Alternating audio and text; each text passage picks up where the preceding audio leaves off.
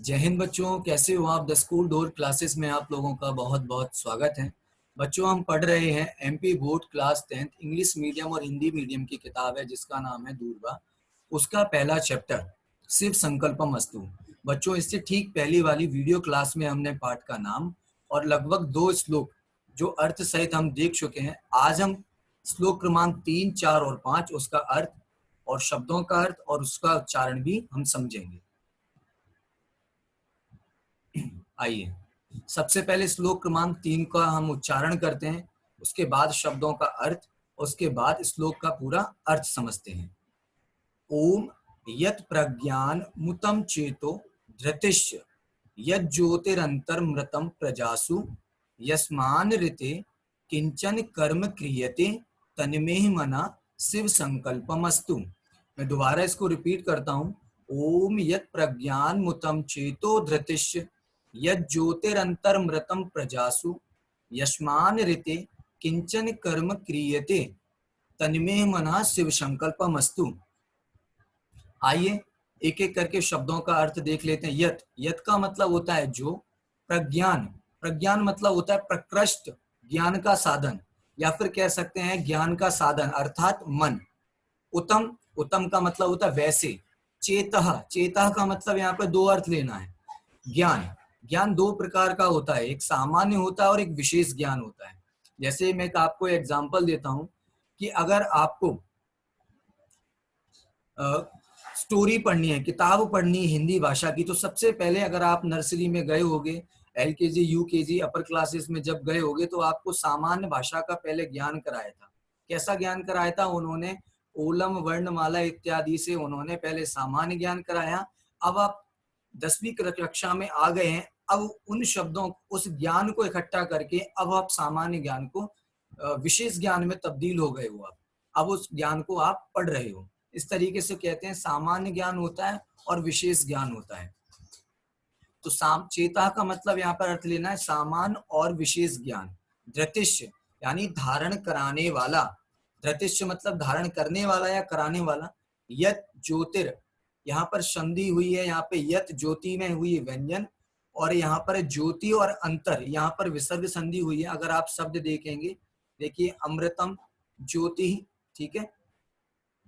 तो यत का मतलब है फिर से जो। ज्योति ज्योति मतलब होता है प्रकाश, ठीक है। दीपक की जो लौ कहलाती है उसको कहते हैं ज्योति। अंतर अंतर मतलब होता है हृदय में। अमृतम यानी अमर है। प्रजासु प्रजासु मतलब होते हैं लोगों के। यस्मान यानी जिससे। ऋते यानी बिना। किंचन यानी कुछ भी। कर्म यानी काम। क्रियते करते हैं, ठीक है। तन्मे मना शिव संकल्पमस्तु। इसका अर्थ सामान्य सा मैंने बताया था, कल्याणकारी विचार वाला हो। इस तरीके से अर्थ यहाँ पर लिया गया था। आइए पूरा श्लोक का अर्थ हम लगाते हैं। यत प्रज्ञान उत्तम चेतो धृतिश्च यत ज्योतिर अंतर्मृतम प्रजासु। पहली लाइन का अर्थ देखते हैं। यत यानी जो ज्ञान का साधन है, ज्ञान का साधन अर्थात मन है। जो ज्ञान का साधन है अर्थात मन, ऐसा मन सामान्य और विशेष ज्ञान को धारण करता है। एक ये बात हो गई विशेषता मन की। और उसके साथ साथ ये बताया है, ये जो मन है ना, ये सभी लोगों के अंदर अमर ज्योति के समान स्थित है। ये दूसरी बात हो गई। तीसरा, यस्मान ऋते किंचन कर्म क्रियते, और इस मन के द्वारा किसी भी कार्य को आप नहीं कर सकते हो। मैंने आपको स्टार्टिंग में ही बताया था, अगर आपका पढ़ने का मन नहीं है तो किसी भी प्रकार का आपको लालच या फिर आपको पनिशमेंट दी जाए तब भी आप नहीं पढ़ोगे, क्योंकि आपका मन नहीं है। तो यहाँ पर वही बताया है कि मन के द्वारा सभी प्रकार के कार्यों को किया जाता है। अगर मन नहीं है तो आप वह सभी प्रकार के कार्यों को नहीं कर पाओगे। इस तरीके से जो मन है, जो मन ज्ञान का साधन है, सामान्य और विशेष ज्ञान को धारण करने वाला है, और सभी लोगों के अंदर अमर ज्योति के समान स्थित है, और साथ ही साथ इस मन के द्वारा सारे प्रकार के कार्य किए जाते हैं। तो यहाँ पर ईश्वर से मंगल कामना की है कि ये जो मेरा मन है ये इस तरीके से हो जाए, मैं इस तरीके से मैं यहाँ पर संकल्प करता हूँ। चलिए आइए अब इसका हम चौथा श्लोक देखते हैं। पहले इसका उच्चारण करेंगे, उसके बाद शब्दों का अर्थ, उसके बाद श्लोक का अर्थ देखेंगे। ओम ये नेदम भूतम भुवनम भविष्यत परिग्रहितम मृतेन सर्वम येन यज्ञास्तायते सप्तहोता तन्मे मना शिव संकल्पम अस्तु। दोबारा मैं इसको रिपीट करता हूँ। ओम ये नेदम भूतम भुवनम भविष्यत परिग्रहितुम रमतम अमृतम परिग्रहितम मृतेन सर्वम येन यज्ञास्तायते सप्तहोता तन्मे मना शिव संकल्पम अस्तु। शब्दों का अर्थ देख लेते हैं। येन मूल शब्द यहाँ पे गुण संधि हुई है। मूल शब्द है येन और इदम, ये दो शब्द दिख रहे होंगे, येन और इदम। ठीक है, यहाँ पर गुण संधि हुई है। येन यानी जिसके द्वारा, इदम, इदम मतलब यह है भूतम, भूतयानम, भूतम मतलब भूतकाल, भुवनम यानी वर्तमान काल, भविष्यत यानी भविष्य काल, परिग्रहितुम, परिग्रहितुम यानी जाना जाता है, अमृतेन सर्वम। अब अमृतेन सर्वम का मतलब यहाँ पर लेना है अमृत मन के द्वारा। अमृतेन सर्वम यानी ये जो अमर मन है इसके द्वारा जाना जाता है। ये यानी जिसके द्वारा, यज्ञ यहाँ पर विसर्ग संधि हुई है, यज्ञ तायते, तायते मतलब संपादित होता है, संपन्न होता है, कंप्लीट होता है। यज्ञ मतलब यज्ञ यानी जिसके द्वारा यज्ञ कंप्लीट होता है। सप्त होता, एक सप्त होता नाम ये जो है इसका अर्थ यहाँ पर है एक विशेष प्रकार का यज्ञ है जिसका नाम है सप्त होता। ठीक है, तन्मे मना शिव संकल्पमस्तु, इसका अर्थ बताया था इस तरीके से जो मेरा मन है कल्याणकारी विचार वाला हो। आइए इसका अर्थ देखते हैं। ओम, ओम यहाँ पर ध्यान रखना, यहाँ पर मंगल कामना के अर्थ में, ईश्वरी भक्ति के अर्थ में लिया गया है। येन इदम यानी जिसके द्वारा यह, भूतम भुवनम भविष्यत यानी भूतकाल, भविष्य काल और वर्तमान काल, परिग्रहितुम जाना जाता है, अमृतेन सर्वम यानी अमर मन के द्वारा। पहली वाली लाइन का अर्थ है कि ऐसा मन जो अमर है और ऐसे अमर मन के द्वारा भूत, भविष्य और वर्तमान को एक साथ, और उसके जितने भी पदार्थ हैं, जितनी भी वस्तुएं हैं, उसको एक साथ जाना जाता है। ठीक है, नीचे वाली लाइन का अर्थ देखते हैं। येन यज्ञास तायते सप्त होता, और इसी मन के द्वारा एक विशेष प्रकार का यज्ञ होता है जिसका नाम है सप्त होता। ठीक है, और इसी मन के द्वारा ये विशेष प्रकार का जो यज्ञ है जिसका नाम है सप्त होता, और वह संपादित किया जाता है, कंप्लीट किया जाता है। ठीक है, इस तरीके से यहाँ पर मन की विशेषता बताई है। तो यहाँ पर मंगल कामना की है कि हे ईश्वर जी, जो ऐसा मन जो अमर है और इस अमर मन के द्वारा भूत, भविष्य और वर्तमान की सभी प्रकार की वस्तुओं को एक साथ जाना जाता है, और इसी मन के द्वारा विशेष प्रकार का जो यज्ञ है सप्त होता है ये भी संपादित होता है। तो मैं यहाँ पर ईश्वर से कामना करता हूँ कि हे ईश्वर जी, कि जो मेरा मन है इस तरीके से भी हो जाए। मैं यहाँ पर इस तरीके से यहाँ पर मंगल कामना करता हूँ। चलिए आगे देखते हैं। श्लोक क्रमांक 5, यहाँ पर भी मन की विशेषता बताई है।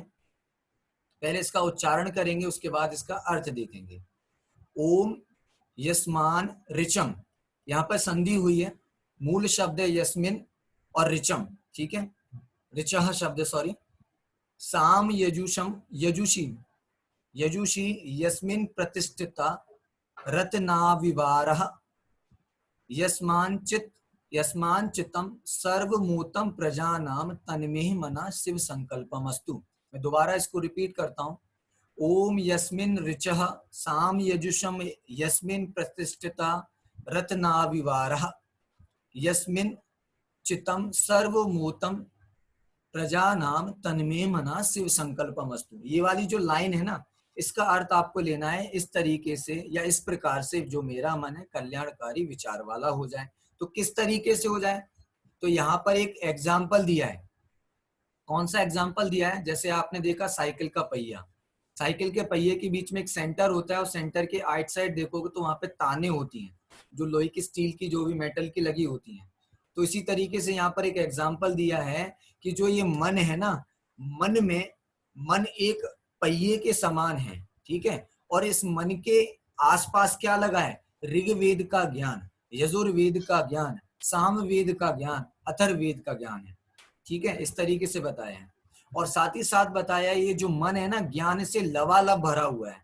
जिस तरीके से कलश होता है या फिर मटका होता है, पानी से लबालब भर जाता है, इसी तरीके से बताया ये जो ज्ञान है ना, ऋग्वेद, यजुर्वेद, सामवेद और अथर्ववेद, इससे लबालब भरा हुआ है ये मन।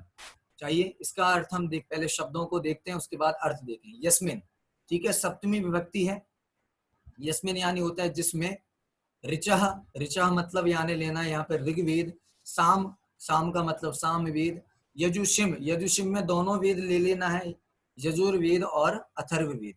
यस्मिन, यस्मिन यानी जिसमें, प्रतिष्ठितः, प्रतिष्ठिता का मतलब स्थित है, सब ओर से स्थित है, एक जगह स्थित है। रथ नाविवारः, रथ मतलब रथ का, नाविवारः यानी पहिया होता है, उसमें सेंटर होता है और उसके आइट साइड क्या होते हैं, आप लोग देखा होगा आपने, लकड़ी लगी होती है, तो एग्जाम्पल दिया है। यस्मिन चित्तम, ठीक है, यस्मिन यानी जिसमें, चित्तम, चित्तम का यहाँ पर अर्थ लेना है ज्ञान। सर्वम ओतम, मूल शब्द है सर्वम ओतम, सर्वम यानी सभी, ओतम यानी भरा हुआ है, लबालब भरा हुआ है। प्रजा नाम यानी प्रजा के, तन्मे मना शिव संकल्पम अस्तु, ठीक है, आपका इसका अर्थ पता ही है, तन्मे मना शिव संकल्पम अस्तु, तन्मे मतलब इस तरीके से मेरा मन, तन्मे मना मेरा मन, शिव संकल्पम अस्तु कल्याणकारी विचार वाला हो जाए, ठीक है, इस तरीके से बताएं। आइए इसका अर्थ देखते हैं, पहली लाइन का अर्थ देखते हैं। यस्मिन यानी जिसमें, ऋचः यानी ऋग्वेद, साम यानी सामवेद, यजुषे मतलब होता है साम, यजुर्वेद और सामवेद।